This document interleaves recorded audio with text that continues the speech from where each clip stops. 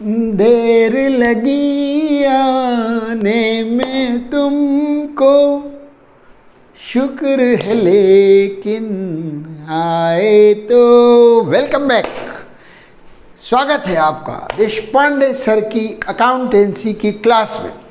आज हमारा जो टॉपिक है बड़ा ही इंटरेस्टिंग है। राइट, आप बिल्कुल सही समझे हैं।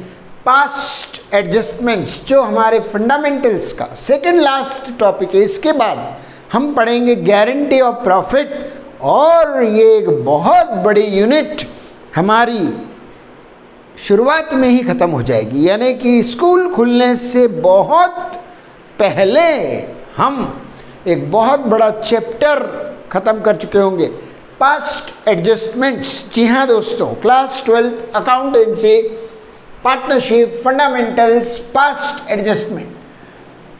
काफ़ी सारे बच्चों की शिकायत होती है कि सर ये एक ऐसा टॉपिक है जो थोड़ा सा कम समझ में आता है, बाउंसर जाता है। कोई बात नहीं, कोई बात नहीं, हम तुमको ऐसी प्रैक्टिस कराएगा कि तुम बड़े से बड़ा बाउंसर, वर्ल्ड के बेस्ट बॉलर्स का भी झेल जाएगा। देखो, पास्ट एडजस्टमेंट का मतलब क्या है?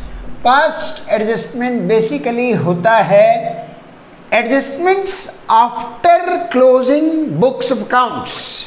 Adjustments after closing books of accounts. Adjustments after closing books.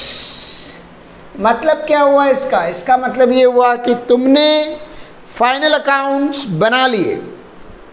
Partnership form में trading account, profit and loss account, profit and loss appropriation account, partners capital account, balance sheet, सब कुछ बन गए। 5 स्टेटमेंट तुम्हारे बन गए, और उसके बाद तुमने बुक्स क्लोज कर दी। नया साल स्टार्ट हो गया और तुम्हें रियलाइज हुआ कि तुमने पिछले साल के अकाउंट्स में प्रॉफिट डिस्ट्रीब्यूशन में गड़बड़ कर दी, एरर कर दी, मिस्टेक कर दी। Right, rectification of errors, rectification of errors, त्रुटियों का सुधार, गलतियों का सुधार। काहे में? Rectification of errors in distribution of profit, in distribution of profit. Very good, समझना ध्यान से फंडा। देखिए, 2 बातें बताऊंगा मैं आपको। जहां तक सीबीएसई के सिलेबस की सवाल है या सीबीएसई के क्वेश्चन पेपर का दायरा जो है वो यहीं तक लिमिटेड है, errors in distribution of profit. हालांकि इसमें हम किसी भी एक्सटेंट तक जाके क्वेश्चंस डिज़ाइन कर सकते हैं, डिफ़िकल्टी लेवल बढ़ा सकते हैं, मगर जो बोर्ड का कहना है वो ये है कि प्रॉफिट को बांटते समय अकाउंटेंट ने कुछ गलतियां कर दी। क्या गलतियां कर दी? देखिए, आपको पता है ट्रेडिंग अकाउंट से हम ग्रॉस प्रॉफिट निकालते हैं, प्रॉफिट एंड लॉस अकाउंट से हम नेट प्रॉफिट निकालते हैं, और फिर उस नेट प्रॉफिट को P&L अप्रोप्रिएशन के थ्रू पार्टनर्स में डिस्ट्रीब्यूट करते हैं। उसे कहते हैं अप्रोप्रिएशन ऑफ प्रॉफिट। जो भी चीज़ें चार्ज अगेंस्ट प्रॉफिट होती हैं उन्हें हम ट्रेडिंग या P&L में लिख लेते हैं, और जो भी चीज़ें अप्रोप्रिएशन ऑफ प्रॉफिट होती है, जैसे interest on capital, salary payable to partners, partners commission, transfer to general reserve, इन चारों को हम कहते हैं एप्रोप्रिएशन ऑफ प्रॉफिट। यानी वो खर्चे जो सिर्फ प्रॉफिट होने की सूरत में ही किए जाएंगे, अगर लॉस होगा तो इन्हें रूल आउट कर दिया जाएगा, और अगर मान लीजिए प्रॉफिट कम है तो हम इनको भी एप्रोप्रिएट करेंगे प्रॉफिट की साइज के हिसाब से। तो ये मैं पुराने वीडियोस में बता चुका हूँ, आप चाहें तो एक बार जाकर वहाँ इसको रिवाइज करके फिर यहाँ आ सकते हैं। तो रेक्टिफिकेशन ऑफ एरर्स तो आपने क्लास 11 में भी पढ़ा है। सस्पेंस अकाउंट, 4 टाइप की errors, error of omission, commission, right, principle errors और कॉम्पनसेटिंग एरर्स, और एक 5वें टाइप की और एरर आपको बताई गई होगी, एरर ऑफ डुप्लीकेशन। मगर यहाँ उन एरर्स की बात नहीं हो रही है।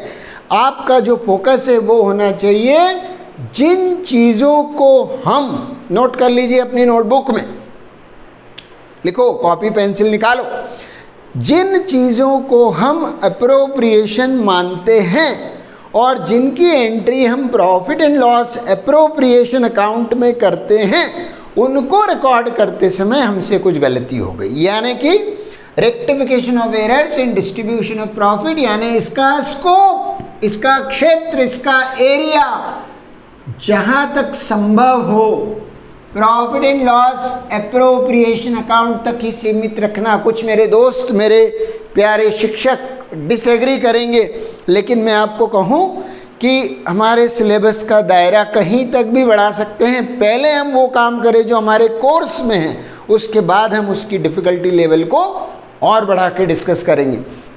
तो अब इसका मतलब क्या हुआ? इसका मतलब ये हुआ कि हमने अगर प्रॉफिट गलत बांटा, error in distribution of profit अगर हमसे हुई है, तो आपको पता है कि हम ट्रेडिंग और पीएनएल अकाउंट में सारे चार्ज रिकॉर्ड कर चुके हैं। अब पीएनएल अप्रोप्रिएशन में तो खाली पार्टनर्स का राज होता है। तो अगर हमसे कोई गलती हुई भी है तो उसका असर, ध्यान देना इस पॉइंट पर, उसका असर सिर्फ और सिर्फ पार्टनर्स के कैपिटल अकाउंट तक पहुंचेगा, यानी पार्टनर्स के कैपिटल के जो क्लोजिंग बैलेंसेस निकलेंगे वो गलत निकलेंगे। तो हमें क्या करना होगा? हमें पता लगाना होगा कि गलती क्या हुई है और उस गलती के कारण प्रॉफिट बांटते समय प्रॉफिट कितना कम या ज़्यादा डिस्ट्रीब्यूट हुआ, किस पार्टनर को कम मिला, किसको ज़्यादा मिला, और कितना कम और कितना ज़्यादा मिला। जिसको ज़्यादा प्रॉफिट चला गया है, यानी अप्रोप्रिएशन के समय जिसके अकाउंट में हमने ज़्यादा रुपए ट्रांसफ़र कर दिए, हम उससे वापस लेके और दूसरे के कैपिटल अकाउंट में ट्रांसफ़र करवाएंगे जिसको कम मिले। मतलब एक म्यूचुअल एडजस्टमेंट एंट्री बनाएंगे, exchange entry. The partner whose account is credited more by mistake now will be debited, and the partners whose account was credited less will now be credited, यानी एक adjustment entry बनेगी। तो past adjustment का जब सवाल हम solve करते हैं तो हमें 2 स्टेप्स में सवाल सॉल्व करना पड़ता है। क्या होती है स्टेप नंबर 1? वर्किंग नोट, यानी आप वर्किंग नोट में एनालिसिस में आप पता लगाओगे किसको कम और किसको ज़्यादा रुपए मिले। और स्टेप नंबर 2, आप पास करेंगे एक एडजस्टमेंट एंट्री। Very good. अब ये एडजस्टमेंट एंट्री अपने आप बैलेंस हो जाती है, डेबिट क्रेडिट इसका अपने आप इक्वल हो जाता है। इसमें कोई सस्पेंस अकाउंट की ज़रूरत आपको नहीं पड़ती। अगर आपको 4 मार्क का क्वेश्चन आएगा तो 2 मार्क वर्किंग नोट के, 2 मार्क एडजस्टमेंट एंट्री के होंगे। या अगर और भी ज़्यादा का आता है तो लगभग 50-50 बंटवारा होता है वर्किंग नोट और इसमें। अब मैं आपको बिल्कुल मुद्दे की बात बताता हूँ। मान लीजिए हमारी फर्म में X और Y 2 पार्टनर्स हैं और उनका प्रॉफिट शेयरिंग रेशियो 3:2 है। उनके कैपिटल्स हमें बताए गए हैं 30,000 और 40,000, मान लीजिए ये Capitals.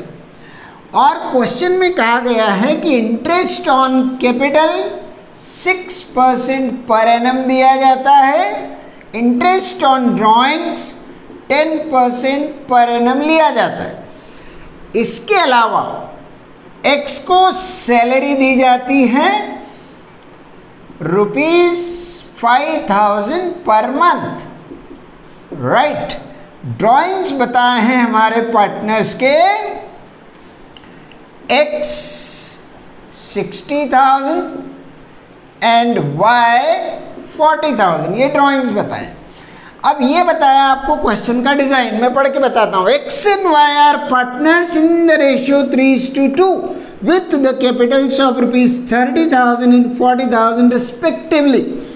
IOC to be allowed 6% per annum, IOD to be charged 10% per annum. X is a working partner, active partner, and he gets a salary rupees 5,000 per month. The drawings during the year, ध्यान देना drawing में interest लगाते समय यहाँ क्योंकि date of drawing नहीं दी है और इंटरेस्ट के साथ पर एनम वर्ड है, इसका 60,000 और 40,000 ड्राइंग है। आपको क्वेश्चन बोल रहा है net profit was rupees 80,000 which was distributed, ध्यान देना एरर्स पे, which was distributed equally, ignoring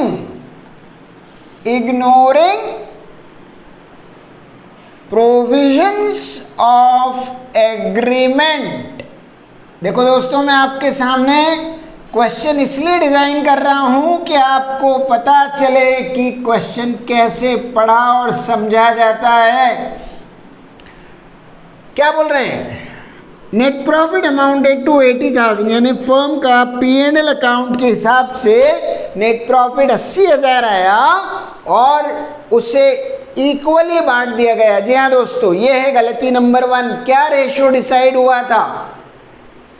क्या रेशियो डिसाइड हुआ था? अकाउंटेंट ने कितना बड़ा ब्लंडर किया। देखो, रेशियो तय हुआ 3:2, लेकिन प्रॉफिट बांट दिया इक्वली। गलती नंबर 1, इग्नोरिंग मतलब भूल गया। किस चीज को भूल गया? प्रोविजंस ऑफ एग्रीमेंट, जो भी एग्रीमेंट में लिखा था। एग्रीमेंट में क्या लिखा था? IOC चार्ज करेंगे, मतलब पार्टनर्स को देंगे 6% पर एनम, IOD लेंगे पार्टनर से 10%, X को सैलरी देंगे। सब कुछ भूल गया सब कुछ, याद नहीं अब कुछ हो। अरे भाई, अगर भूल जाओगे, अकाउंटिंग में गलती करोगे तो ये तो अकाउंटिंग क्राइम कहलाएगा। अकाउंट्स में गलती करना भी एक तरह का अपराध है। इससे तुम्हारी कैपिटल्स गलत होंगी, क्लोजिंग कैपिटल जो गलत आएगी तो अगले साल की ओपनिंग कैपिटल गलत होगी, और ये गलतियों का सिलसिला चलता रहेगा। इसलिए क्या होता है, फाइनल अकाउंट्स बनाने के बाद जब बुक्स क्लोज हो जाती हैं तो या तो हम उनका ऑडिट करवाते हैं या किसी और थर्ड पार्टी से, एक्सपीरियंस्ड और क्वालिफाइड इंसान से उसको चेक करवाते हैं। चेक करके जब हमको पता लगता है कि सही है तो हम आगे बढ़ जाते हैं, और पता लगता है कि गलतियां हुई हैं तो फिर हम गलतियां सुधारते हैं। Very good. तो अब ध्यान दें, क्या गलतियां हुई? 4 गलतियां हुई। कौन सी 4? प्रॉफिट शेयरिंग रेशियो में गलती कर दी। नंबर 2, IOC नहीं दिया पार्टनर्स को। नंबर 3, IOD नहीं लिया और X को सैलरी नहीं दी। अब ये तो ब्लंडर हो गया। तो हम क्या करेंगे, इस तरह का दोस्तों एक एनालिसिस टेबल बनाएंगे। देखिए, इसको सॉल्व करने के बहुत सारे मेथड्स हैं। ध्यान देना मेरे साथ, मैं आपको सारे जो मेथड्स हैं वो यहाँ सिखाऊंगा। मेथड काय के लिए है? वर्किंग नोट बनाने के। वर्किंग नोट जिसके कि 50% के लगभग मार्क्स होते हैं, वर्किंग नोट बनाने के बहुत सारे मेथड्स हैं। ये बहुत सिंपल वाला मेथड बता रहा हूँ, रामबाण, जो सीधा आपके दिमाग में जाएगा, सारी समस्याओं को हल करेगा, सारी दुख तकलीफों का नाश करेगा। जय हिंद। देखो, एनालिसिस टेबल बना रहे हैं हम ये पता लगाने के लिए कि ये जो गलतियां हमारे अकाउंटेंट ने करी उसका प्रभाव पार्टनर्स के कैपिटल पे क्या पड़ा, किसको कम रुपए मिले, किसको ज्यादा रुपए मिले। तो ये निकालने का एक तरीका है। देखिए, इस तरह से आप एक टेबल बनाएं, एक कॉलम पर्टिकुलर्स का कॉमन रखें, राइट। अब इसके बाद नंबर ऑफ अमाउंट कॉलम्स, जितने पार्टनर्स हैं उससे एक ज्यादा। अगर 2 पार्टनर है तो अमाउंट कॉलम 3, और अगर 3 पार्टनर है तो अमाउंट कॉलम 4। मेरे पास 2 पार्टनर है तो मैंने एक X का कॉलम बनाया, एक Y का कॉलम बनाया, और एक बना रहा हूं मैं टोटल का कॉलम। समझाऊंगा मैं इसका सिग्निफिकेंस क्या है। अब मैं क्या करूंगा, इस फॉर्मेट को, जो कि मेरा वर्किंग नोट है, मेरा कैलकुलेशन वर्क है, ये रफ वर्क नहीं है, यहाँ पे मुझे पता लगाना है कि इस अकाउंटेंट ने क्या किया और क्या होना चाहिए था। यानी दो चीज़ें, एक तो उसने गलत अकाउंट बनाए। देखो, किसी की भी गलती ढूंढना बहुत आसान होता है, लेकिन उसको सही क्या है ये बताना डिफ़िकल्ट भी होता है और बहुत ज़रूरी भी होता है। तो हम यहाँ दो काम करेंगे। पहले क्या गलती हुई, तो हम यहाँ पहला इसका जो पॉइंट बनाएंगे वो है व्हाट इज़ डन रॉन्ग, गलती क्या करी, राइट। इसको हम लोग बोलते हैं व्हाट हैज़ बीन डन, क्या हुआ है। और इसका दूसरा पार्ट हम यहाँ बनाते हैं क्या होना चाहिए, यानी करेक्ट। ये दो पार्ट, बड़ी सिंपल बात समझ में आएगी आपको। एक पोर्शन ऊपर वाला रॉन्ग के नाम से बुक कर दें, एक पोर्शन नीचे वाला राइट या करेक्ट के नाम से बुक कर दें। अब गलती क्या हुई, गलती ये हुई कि 80,000 के 80,000 के नेट प्रॉफिट को इक्वली बांट दिया। इसके सिवाय तुमने कुछ नहीं किया, ना तो 3:2 को यूज़ किया, ना आईओसी लिया, ना आईओडी दिया, ना सैलरी दी। तो मैं यहाँ पर पॉइंट लिख रहा हूँ नेट प्रॉफिट डिस्ट्रीब्यूटेड। गलत क्या हुआ, नेट प्रॉफिट डिस्ट्रीब्यूटेड इक्वली, यानी मैंने x को कितने दिए होंगे, 80,000 को बराबर बांट दो दो टुकड़ों में, x को और y को आधा आधा दे दो। यानी x को दिया 40,000, y को भी दिया 40,000, यानी टोटल 80,000 नेट प्रॉफिट था, राइट। लेकिन क्या ऐसा करना चाहिए था, क्या ऐसा होना चाहिए था? देखिए बोर्ड पे, ध्यान दीजिए, क्या ऐसा होना चाहिए था? नहीं। होना कैसा चाहिए था? अरे यार, आईओसी देना चाहिए था 6% पर एनम। 30,000, 30,000 का 6% 1800, 40,000 का 6% 2400। मेरे बच्चे बोलते हैं सर आप कहते हो कि पर एनम वर्ड और डेट नहीं हो तो इंटरेस्ट आधा करना चाहिए, लेकिन बिल्कुल सही कहते हो बेटा आप, लेकिन यहाँ आधा मैं नहीं करूँगा, क्योंकि कैपिटल की जब बात आती है तो capital generally right from the beginning of year available होती है। ये पर एनम का होना और डेट का ना होना उन चीज़ों पर अप्लाई होता है जो ड्यूरिंग द ईयर होती है। क्या business during the year start हुआ है? नहीं। जब कुछ नहीं बताया तो हम मानेंगे ये कैपिटल इनकी right from the beginning of the financial year है, यानी 1 अप्रैल 2021 से लेकर है, और हम बुक्स क्लोज कर रहे हैं 31 मार्च 22। तो मैं आईओसी आधा नहीं करूंगा। 4200 रुपया टोटल इंटरेस्ट ऑन कैपिटल मुझे देना है, जो मेरी फर्म के लिए एक एक्सपेंस होगा, फर्म देगी पार्टनर्स को। मुझे इंटरेस्ट ऑन कैपिटल लेना था पार्टनर्स से, interest on drawings, sorry interest on drawings 10% per annum लेना है। इसका ड्राइंग 60,000 है, 10% आता है 6,000, डेट नहीं दी है तो मैं लूँगा आधा 3,000। चूँकि मैं इंटरेस्ट पार्टनर से लूँगा तो ये पार्टनर के लिए नुकसान है, इसलिए पार्टनर के कॉलम से माइनस होगा, राइट। समझ रहे हैं आप? IOC is paid by firm to partner, therefore ये फर्म का एक्सपेंस है और ये नेट प्रॉफिट से सब्ट्रैक्ट होगा। लेकिन interest on drawing is paid by partner to firm, ये फर्म की इनकम है तो फर्म के प्रॉफिट में ऐड होगा। इसका 10% 4,000 हाफ करेंगे 2,000। हाफ क्यों कर रहा हूँ आपको पता होना चाहिए, दोनों चीज़ों पे ध्यान रखो। मैंने ब्रैकेट क्यों लगाया? क्योंकि ये पार्टनर का नुकसान है, पार्टनर दे रहा है फर्म को, और ये फर्म की इनकम होने के कारण ये 5,000 फर्म के नेट प्रॉफिट में ऐड हो जाएंगे, इनकम है। इसके अलावा मैंने आधा क्यों किया? 10% पर एनम, और ड्राइंग्स की तारीख नहीं दी है कि कौन सी डेट पे एक्स ने और वाई ने रुपए निकाले, तो हम मानेंगे ड्यूरिंग द ईयर और एवरेज पीरियड 6 मंथ्स लेंगे। x को सैलरी देना है, सैलरी किसको, 2x कितनी, 5,000 रुपया महीना, साल का हो जाएगा 60,000, x के कॉलम में आ जाएगा।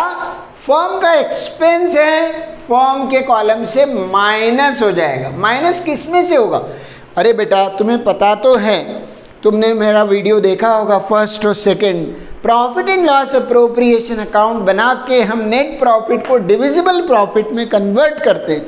और डिविजिबल प्रॉफिट में कन्वर्ट करने का फॉर्मूला क्या है, NP plus IOD minus IOC minus salary minus commission minus general reserve is equal to divisible profit. यानी कि नेट प्रॉफिट में इनकम को जोड़ो, एकमात्र इनकम है इंटरेस्ट ऑन ड्रॉइंग्स, उसे जोड़ो और खर्चे सब घटाओ, IOC salary commission general reserve सब हटाओ, जो बचेगा उसको कहते हैं डिविजिबल प्रॉफिट। तो यहाँ डिविजिबल प्रॉफिट कैसे आएगा, 80,000 का एनपी था, खर्चे हैं 2 आईओसी और सैलरी, ये दोनों बेटा माइनस हो जाएंगे, और इनकम है एक 5,000, ये ऐड हो जाएगा। तो देखिए अब अपन क्या करेंगे, 64 इसमें से माइनस करेंगे तो ये बचेगा 15,800, उसमें हम 5,000 प्लस करेंगे तो हमारे पास बच रहा है 85 माइनस 60 इज 25 माइनस 4 21, 20,800 का हमारे पास डिविजिबल प्रॉफिट बच रहा है, 20,800। आपको अगर इसमें परेशानी हो रही हो ऐसे डायरेक्ट डिविजिबल प्रॉफिट निकालने में, तो आप इस तरह से भी कर सकते हो दोस्तों। यहाँ देखना ध्यान से, बोर्ड पे नज़र जो अर्जुन की है वो हमेशा चिड़िया की आंख पर होनी चाहिए, और नज़र जो मेरे विद्यार्थियों की है वो हमेशा पढ़ाई पर, बोर्ड पर, टारगेट पर होनी चाहिए। तो ख्याल रहे, ध्यान से देखो मैं क्या बोल रहा हूँ आपको। डिविजिबल प्रॉफिट कैसे निकाला जाता है, फॉर्मूला है नेट प्रॉफिट, ऐसा लिख लो, net profit plus IOD minus salary minus IOC. तो यहाँ पर इन दोनों का total net profit 80,000, interest on drawings 5,000 और सैलरी और आईओसी मिला के हो रहे हैं 64,200। 85 माइनस करेंगे तो 20,800 आ जाएगा डिविजिबल प्रॉफिट। और डिविजिबल प्रॉफिट को अब आप कौन से रेशो में बांटोगे, क्या आप भी क्या आप भी अकाउंटेंट की तरह गलती करोगे, बोलो हाँ या ना। नहीं करेंगे सर, अकाउंटेंट ने प्रॉफिट को गलती से इक्वली बांटा, लेकिन सही रेशो क्या है, एग्रीड रेशो, तो इसे हम 3:2 में बांटेंगे, इसको 5 से डिवाइड करेंगे। 5 से डिवाइड करने से ये आएगा 4,160, 3 से मल्टीप्लाई करेंगे 12,480, 2 से मल्टीप्लाई करेंगे 8,320, 12 और 8 20, 4 और 3 8, ये हो गया बराबर डिविजिबल प्रॉफिट 20,800। ठीक है, ये फर्म के लिए एक्सपेंस है क्योंकि फर्म अपने पार्टनर्स को दे रही है, शाबाश। तो देखो दोस्तों, मैं एक बार इसके पहले कि आगे बढ़ूं आपको बता दूं अभी तक मैंने क्या किया। मैंने किया क्या गलती हुई, तो गलती ये हुई कि 80,000 के 80,000 के नेट प्रॉफिट को इक्वली बांटा गया, जो कि गलत है। होना क्या चाहिए था, करेक्ट ये होना चाहिए कि आपको पहले पार्टनर्स को 6% पर एनम आईओसी देना चाहिए था, फिर उनसे 10% पर एनम आईओडी लेना चाहिए था, फिर सैलरी पार्टनर्स की देनी चाहिए थी, और जो बच जाता उसे इक्वली बांटना चाहिए था। तो ये रॉन्ग और राइट का आप कंपैरिजन करेंगे। हमारे जीवन में भी ऐसे बहुत सारे पड़ाव आते हैं जहां हम कुछ गलत कर जाते हैं, फिर हमें पता लगता है सही क्या था, फिर हम गलत और सही का कंपैरिजन करते हैं और पता लगाते हैं हमने कितनी गलती की, और उस गलती को हम सुधारने की कोशिश करते हैं। तो चूंकि करेक्ट वाले पोर्शन में मेरे पास 1 2 3 4 आईओसी, आईओडी, सैलरी और डिविजिबल प्रॉफिट 4 चीजें हैं, तो मैं इसका टोटल लगाऊंगा, टोटल ऑफ पार्ट 2, ये जो 2 पार्ट नाम दिया है मैं इसका टोटल लगा रहा हूँ। टोटल लगाते समय ध्यान रखना आईओडी को हमने ब्रैकेट में रखा है तो हम इसे माइनस करना ना भूलें। तो हम क्या करेंगे 72 + 1 73 800 इसका प्लस का टोटल है, माइनस करें 3000 तो 73 74 टू 72 73 74 280 74 280 -3 74 280 -3 71 280 लगा के देख लो चाहो तो आप भी मेरे साथ। ये मेरा पहला वीडियो जो हर टॉपिक का होता है जिसमें मैं इंट्रोडक्शन देता हूँ, तो मैं बच्चों को पूरा मौका देता हूँ कि मेरे साथ साथ सीखें। मैं अपनी रफ्तार से आपको लेके जाना नहीं चाहता, मैं आपकी रफ्तार से आपको बादशाह बनाना चाहता हूँ। तो टोटल लगाइए 60 + 2 72 + 1 73 74 280 -3000 71 280 ये टोटल लग गया x का। ऐसे ही y का टोटल लगाए हैं, y का इधर है 8320 और 2000 तो कितने हो गए 8 और 2 10720 -2 8720। दुनिया बनाने वाले क्या तेरे मन में समाए, तूने काहे को दुनिया बनाई। कितनी गलतियां करते हैं लोग यार। अकाउंटेंट जिसको हम सैलरी देते हैं, काम मन लगा के करना चाहिए ना। इसका क्या मतलब है, x को 40,000 दिए, इसका क्या मतलब है x को 71,280 मिलना चाहिए थे। x को कितने रुपए मिलना चाहिए, राइट मिले कितने, राइट कम मिले या ज्यादा, इसको बोलते हैं नेट इफेक्ट। 1 - 2 कर लो, इसमें से इसको माइनस कर लो। x को मिले कम, मिलना चाहिए ज्यादा, यानी 31,280 से x का आंसर माइनस में आ रहा है, यानी x शिकायत कर रहा है कि मुझे जो मिलना चाहिए उससे कम मिला है, मुझे और दिया जाए। तो भाई तुझे जो कम मिला वो गया कहाँ? प्रॉफिट बांटते समय तो तुम दोनों ही थे, x और y, कोई थर्ड पार्टी थी नहीं। अकाउंटेंट ने कोई करप्शन तो किया नहीं, गबन तो किया नहीं, वो घर तो लेके गया नहीं, बाहर वाला कोई इन्वॉल्व नहीं था, बाहर से कोई अंदर आया नहीं, अंदर से कोई बाहर गया नहीं। तो फिर तुझे जो कम मिले वो किसके पास गए? जो x को कम मिले उतने ही y को ज्यादा मिले होंगे। तो देखो इसको मिले 40, मिलना चाहिए 71,280, 31,280 कम मिले, यानी अब ये और मांगेगा तो अपने को इसको रुपए देना रहेंगे, तो हम इसे करेंगे क्रेडिट। यहाँ लिखते हैं डेबिट और क्रेडिट, तो हम x को करेंगे क्रेडिट क्योंकि हम उसे अब पैसे देंगे। तो x के अकाउंट में रुपया आएगा, x की कैपिटल बढ़ेगी, कैपिटल हमारी लायबिलिटी है, इंक्रीज इन लायबिलिटी क्रेडिट होता है।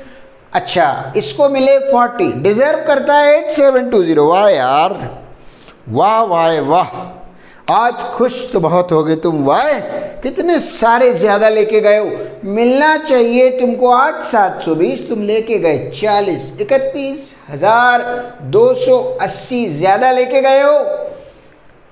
पराया माल और पराये धन पे नजर मत डालो, बुरी आदत है ये, आदत अभी बदल डालो।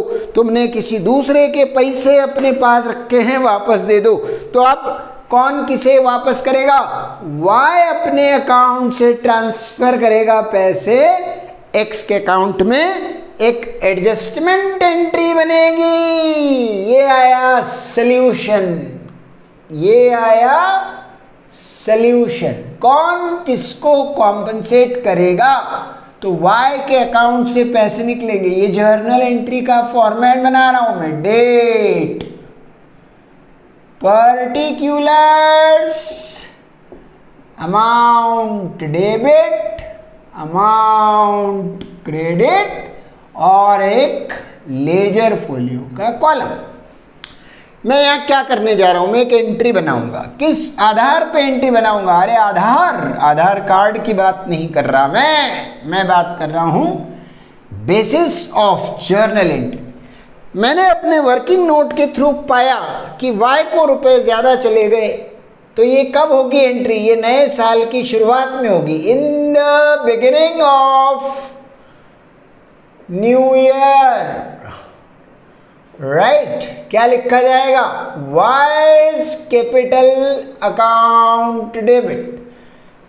कहने की जरूरत नहीं है, अगर कैपिटल अकाउंट फिक्स्ड है तो यहां पर करंट अकाउंट का वर्ड यूज करना, वाइज करंट अकाउंट डेबिट। तो या तो तुम डेबिट करोगे वाई का कैपिटल या डेबिट करोगे वाई का करंट अकाउंट।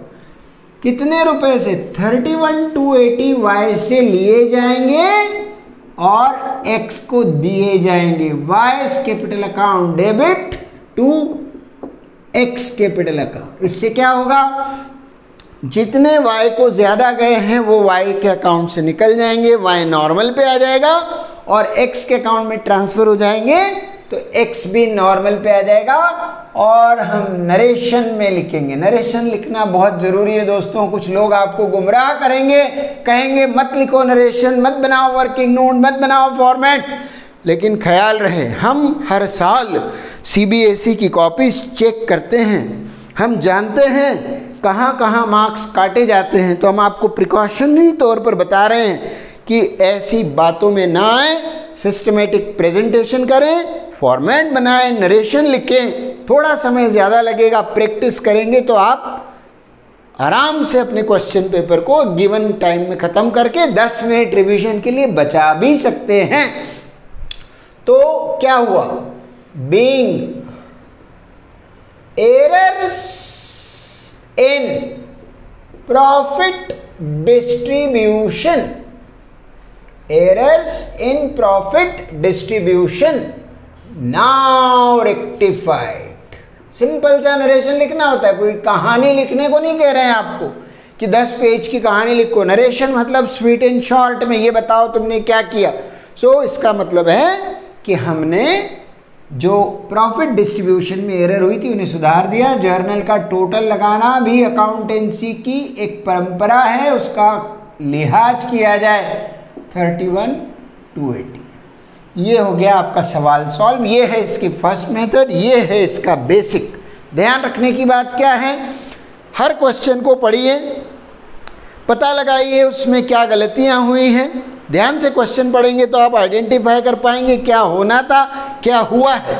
जो हुआ है वो पहले रख दें, व्हाट हैज़ बीन डन, और दूसरे में रख दें what should have been done, यानी रोमन 1 क्या गलत हुआ, रोमन 2 क्या सही होना चाहिए, और फिर रॉन्ग वर्सेस करेक्ट, यानी जो हुआ है वर्सेस जो होना चाहिए का कंपैरिजन करें, आपको पता लग जाएगा। एक छोटी सी बात बता दूं, अगर आंसर माइनस में आता है तो आप पार्टनर को क्रेडिट करेंगे और आंसर प्लस में आता है तो डेबिट करेंगे, यानी नेगेटिव आंसर पे क्रेडिट, पॉजिटिव आंसर पे डेबिट। लेकिन ख्याल रहे रॉन्ग ऊपर रखना, राइट नीचे रखना। कुछ बच्चे इसको ऊपर रख देते और बोलते देशपांडे सर आपने जो कहा उससे आंसर उल्टा हो गया, तो तुमने कर भी तो उल्टा दिया। अगर तुम रॉन्ग ऊपर रखोगे, करेक्ट नीचे रखोगे, आंसर माइनस में आएगा तो क्रेडिट और आंसर पॉजिटिव आ जाए तो डेबिट, और इस तरह से जर्नल एंट्री बन गई। अगर ये 4 नंबर का आता तो तुम्हें 2 नंबर इस वर्किंग नोट के होते, 2 इस जर्नल एंट्री के होते हैं, और अगर तुम ये फॉर्मेट नरेशन नहीं करते 1 नंबर कट जाता है। CBSE कहती है marks up to 25% may be deducted if a student has not made format, not given narration or proper headings in working notes। तो मेरे प्यारे बच्चों ख्याल रखें। अब जो अगला वीडियो में इसका लेके आऊँगा इसका लेवल 2 वाला होगा, हायर ऑर्डर क्वेश्चंस, और एक और इसकी मेथड है, बड़ी अच्छी मेथड है वर्किंग नोट बनाने की। हालांकि उससे भी एंट्री वही आती है जो इस मेथड से आती है। लेकिन वो थोड़ा सा शॉर्टकट कहलाता है। तो अगले वीडियो में हम उस पर बात करेंगे। Thank you, have a nice time. अच्छा तो हम चलते हैं, फिर कब मिलोगे? अरे परसों, अगले वीडियो में। Thank you, bye.